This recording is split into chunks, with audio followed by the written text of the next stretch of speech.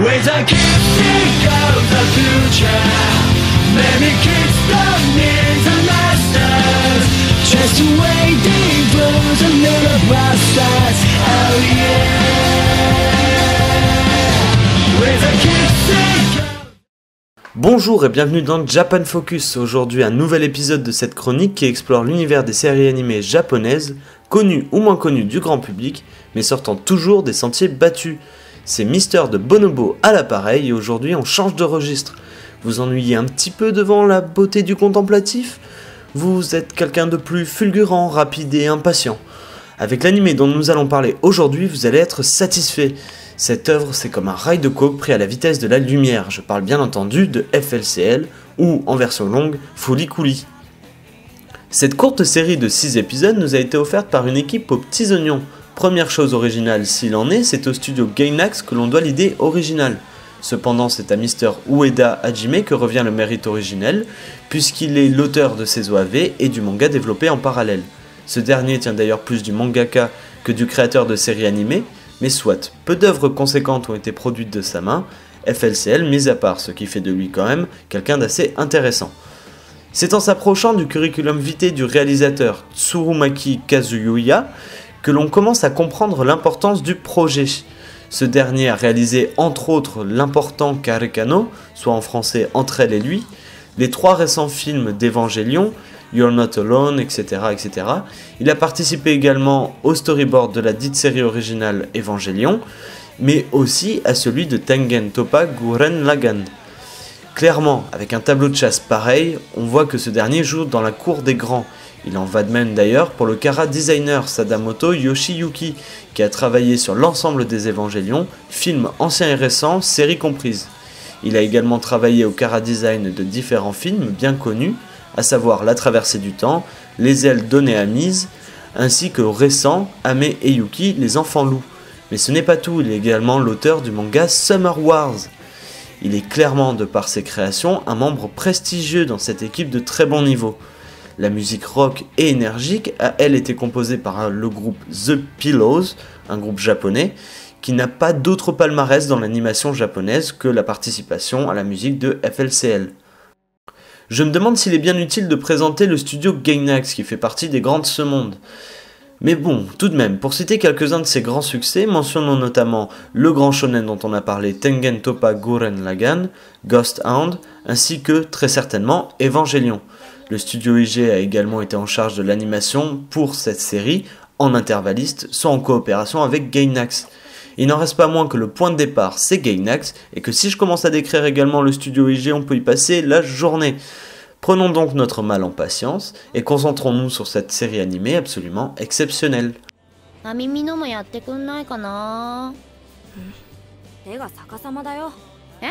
Comment décrire l'histoire de FLCL ?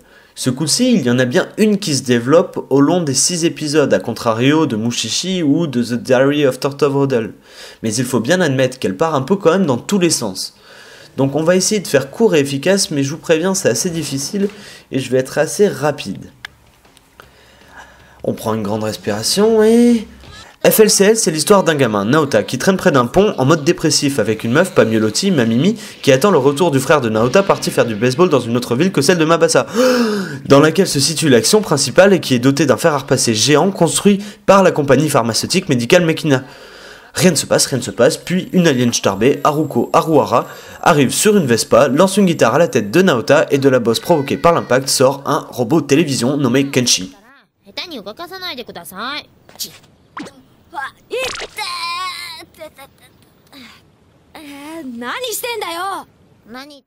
Soufflons un peu et parlons à présent du format, à savoir 6 épisodes OAV, soit des épisodes diffusés généralement directement sur support DVD sans passer par la case télé.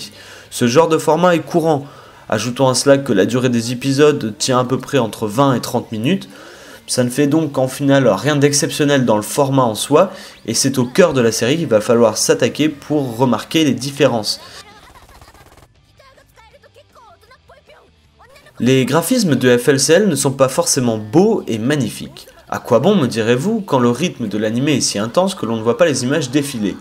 En vérité, bien que l'on ne soit pas dans un cas de Trava Fist Planet par exemple, Les dessins font ici clairement office de caricature. Cependant, l'animation est carrée, fluide et agréable à l'œil. Les décors sont bien plantés et il y a une justesse certaine dans le choix des plans et dans la façon de les retranscrire. Effectivement, les traits ne sont pas toujours très précis, mais il n'en reste pas moins qu'ils ont le pouvoir de mettre en place une atmosphère complètement délirante, voire belle à des moments mythiques. Il est indéniable par ailleurs que les arrière-plans, les paysages, sont très artistiques et donnent un rendu chaleureux. A noter le passage créatif et inventif de l'animé à la page de manga au beau milieu d'un épisode, pour quelques minutes seulement. Cette innovation, entre guillemets, dépossède encore un peu plus l'animé de son contexte et, en quelque sorte, a pour effet de briser le quatrième mur. Étrangement, l'immersion reste sauve, et l'ensemble, quoique propre, est parfaitement incompréhensible au premier visionnage, il faut être honnête. Ainsi, dans l'ensemble, les graphismes pourraient paraître brouillons, mais je pense au contraire qu'ils ont été très maîtrisés pour doser la part de caricature, celle de beauté et celle de normalité, dans le but final d'apporter un rendu innovateur, mettant en scène avec justesse la folie des créateurs. Les couleurs, enfin, sont généralement plutôt vives, mais je ne vois pas comment il pourrait en être autrement, honnêtement. Avec des dominantes de vert, de rouge, de orange ou de bleu, on se situe dans des couleurs à tendance positive et chaleureuse qui servent le propos de cet animé.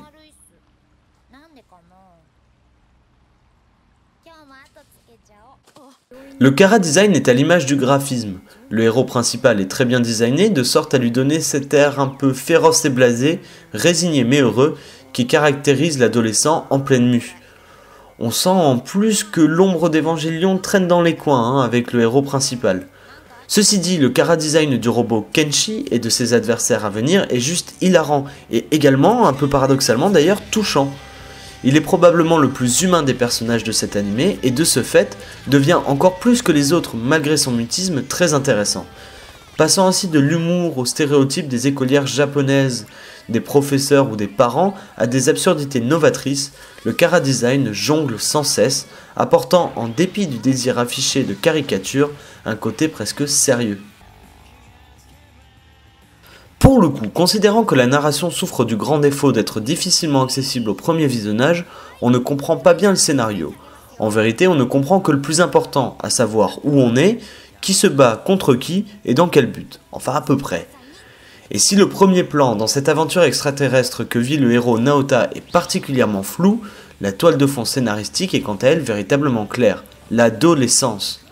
Retranscrit avec pertinence, il met en lumière sous prétexte de folie des choses très authentiques et plus proches de nous que ce que l'on pourrait attendre. C'est ainsi que, quoiqu'un peu incohérent, le premier scénario, le plus visible j'entends, sert le propos du second scénario, plus normal disons. Et il distrait notre esprit, il le rend moins vulnérable à la pertinence de cette description de la crise identitaire que l'on vit à cet âge, et de fait on se rétracte moins, et finalement cela nous touche plus.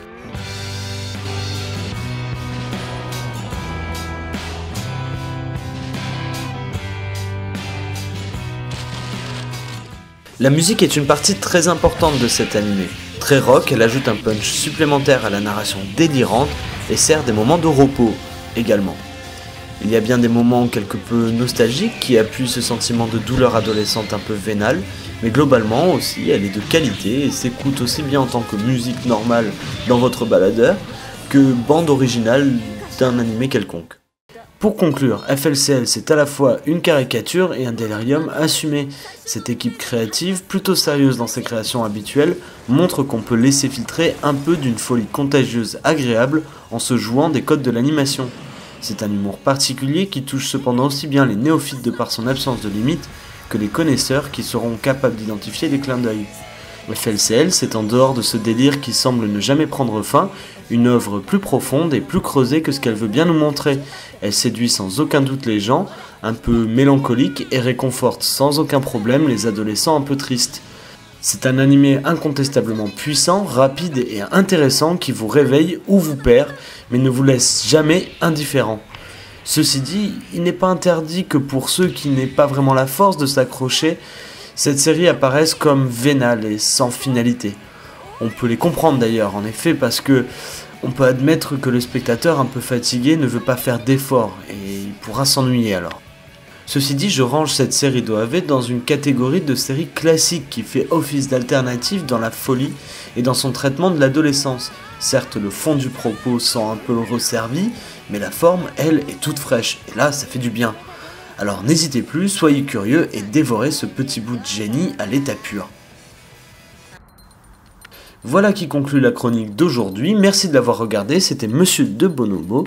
N'hésitez pas à vous abonner à ma chaîne et à la semaine prochaine, portez-vous bien.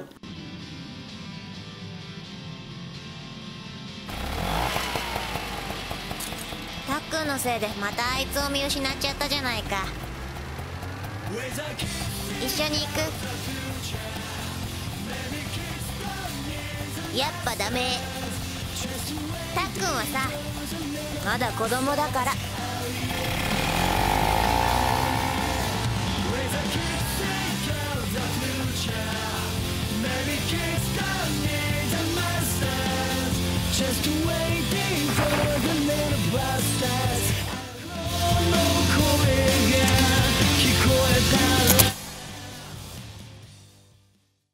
Ah, j'oubliais, si l'univers des mangas et animés japonais vous intéresse, je vous conseille 2 chroniqueurs particulièrement bons, à savoir Heineken et Atomium. Que la force soit avec eux et avec vous!